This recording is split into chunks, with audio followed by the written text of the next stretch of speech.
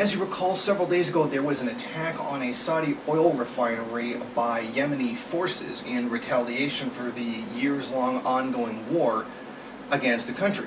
Now, it seems that the imperialist powers, primarily the United States and Saudi Arabia, seem absolutely intent upon blaming Iran for this incident, despite not presenting really any evidence whatsoever that Iran was actually behind the event.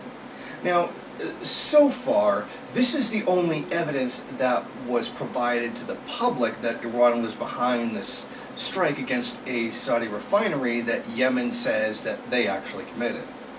One official said there were 19 points of impact on the targets, and the attack came from a west-northwest direction, not Houthi-controlled territory in Yemen, which lies to the southwest of the Saudi oil facilities. The official said it could suggest a launch from the northern Gulf, Iran or Iraq.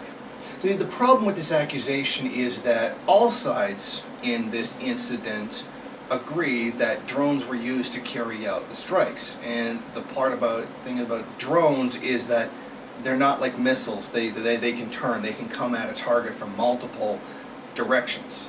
And that's frequently the case, especially in something that's a very stationary target, such as an oil refinery. So that part of it's just being completely ignored. Part of the attack were cruise missiles. That part is no one else disputes. But they're ignoring the fact that drones can be used to strike the other side of the facility, and that's frequently why you would use drones in this particular situation. Now, the only other so-called evidence comes from unnamed U.S. intelligence officials. In other words, until who and what is made public, it's literally nothing. And this is the same kind of thing that we saw with the weapons of mass destruction claim inside of Iraq. All the intelligence agencies knew that there was weapons of mass destruction, and what a monumental lie that turned out to be. Now, of course, Donald Trump, having absolutely no idea what he's doing in the White House, immediately Saudi Arabia oil supply was attacked. There's reason to believe that we know the culprit and are locked and loaded, depending on verification. But we are waiting to hear from the kingdom as to who they believe was the cause of this attack and under what terms we would proceed. Now, there is no doubt that this was a very embarrassing situation for the Saudis. Almost immediately before this incident, Saudi Arabia had very arrogantly claimed that their entire oil industry was safe from the Houthi rebels that they have been attacking and essentially carrying out a genocide and human rights abuses against for years, were completely incapable of hitting the Saudi oil infrastructure.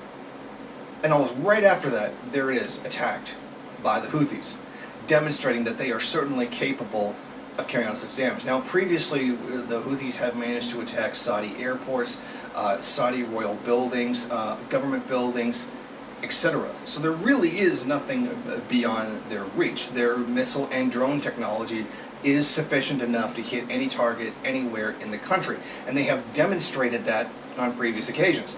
Now, it seems like this moment of embarrassment for the kingdom seems to be something that they want to push off onto Iran.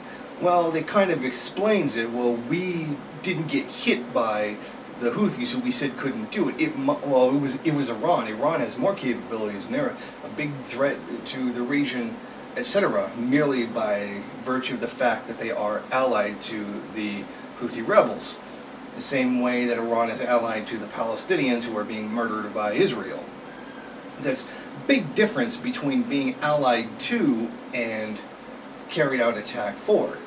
For example, like how the United States is allied to Saudi Arabia and gives physical, material support to Saudi Arabia in order to carry out the crimes that it does against the Yemeni people, such as refueling planes and a gigantic amount of weapons in order to do so. Let's not forget the UK and Canada as well, along those same lines of material support. So as it stands right now, no actual evidence that Iran is responsible for this has actually been presented. And this is going to be used as another justification to further further hostilities against Iran, All of that for the interests of US, Saudi, and Israeli imperialism inside the Middle East.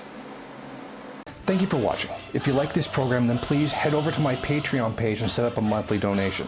It's your donations that keep this program running. Also, if you would like, please rate, comment, subscribe, and share in various social media.